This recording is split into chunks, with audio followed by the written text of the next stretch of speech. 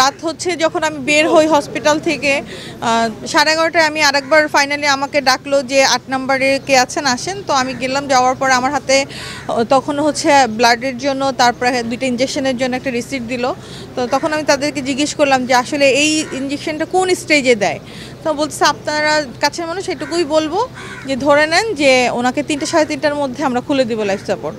তো তারপর আমি আসলে সত্যি বলতে আমরা বিশ্বাস করতে পারতেছিলাম না এবং বিশ্বাস করতে চাইও নেই। আমরা আল্লাহর কাছে শুধু চাইছি যে একটা মিরাকেল হোক, আপু ফিরে আসুক। 12:30টায় বাসায় যাওয়ার পরে হঠাৎ করে জানি না মানে মনটা এত অস্থির লাগছে, আমি ড্রাইভারকে ফোন করছি যে আরিফ কী অবস্থা। আরিফ তখন কাঁদতেছে, বলতেছে তখন আর কেউ ছিল না, জয় ছিল বাইরে। তা আরিফ ভিতরে ঢুকছিল। আরিফ বলছে আপা আপনারা তাড়াতাড়ি আসেন, আপার তো হার্টবিট নাই, ডাক্তার বলতেছে। তো ইনস্ট্যান্ট আমরা রাত 1:30টার মধ্যে পৌঁছাই গেছি। যাওয়ার পরে তো লাইফ সাপোর্ট খুলে দিল। আমরা আসলে এটার জন্য প্রস্তুত ছিলাম না, যেটা আমরা ভাবছি যে আসলে অনেকে কিন্তু ব্যাক করে, আমরা ভাবছিলাম আপু ব্যাক করবে।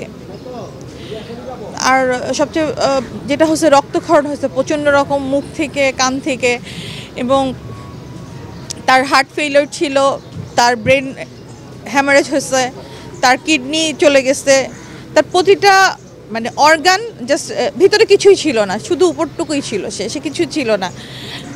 নিউমোনিয়া থেকে শুরু করে তার ইউটিআই থেকে শুরু করে সব কিছু একসাথে, এবং তার ব্লিডিং হচ্ছিল প্রচণ্ড রকম, যে কারণে এত ব্লাড দেওয়ার পরেও কোলানো যাচ্ছিল না। তো শেষ রেসপন্সটা 11:30টাতে আমরা পেয়েছিলাম। এরপরে তো এখন এখানে আমাদের সবারই একটা সন্দেহ লাগতেছে, যেটা সত্যি কথা আমাদের সন্দেহ লাগছে, এবং এই বিষয়টা নিয়ে আমরা সবাই মানে আমাদের ভালো লাগতেছে না বিষয়টা। কারণ আপুর সাথে আমার লাস্ট কথা হলো 16 তারিখে, আপু খুব জ্বর, খুবই শরীর খারাপ। তো আমি বললাম তুমি ডাক্তার দেখাও, তুমি ডাক্তার দেখাও। তো তার ডাক্তার দেখানো নিয়ে একটা প্রবলেম ছিল, সে যেতে চাইতো না।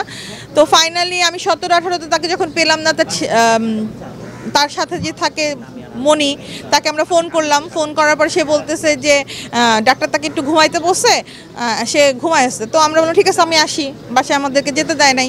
এরপরে আমি 22 তারিখে আমরা ফোন করলাম, সে বলতেছে আমি শুনলাম ইউনাইটেড। তখনও আমাদের কোনো আর্টিস্টকে অ্যালাউ করে নাই, না এখন আসা যাবে না, এখন আসা যাবে না, সিসিউতে দেখতে দিবেন, আসা যাবে না। তারপরেও আমার হাজব্যান্ড জোর করে গেছে, তাকে বাইরে দাঁড়ায় থাকতেছে, দেখতে দেয় না। আরও কয়েকজন গেছে, কাউকে দেখতে দেওয়া হয় নাই, তাকে দেখতে দেওয়া হয় নাই, তার কাছে যেতে দেওয়া হয় নাই।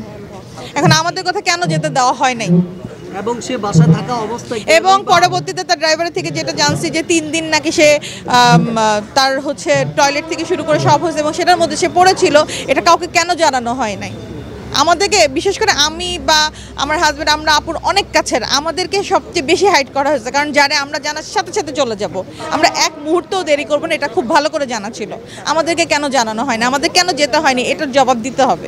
কালকে রাতেও বনিকে আমরা বলছি তুমি কেন আমাদেরকে আসতে দাও না, কেন বারবার না করছো, বলে আম্মু না করছে, আম্মু না করছে। আমি বলছি একজন রুগী যদি ব্রেন স্ট্রোক করে, আমাদের ফ্যামিলিতে এরকম হয়েছে, আমার বাবা ব্রেন স্ট্রোক করে মারা গেছে। তো একজন ব্রেন স্ট্রোকের রুগীর কথাই তো বলতে পারার কথা না, না করবে কোথা থেকে?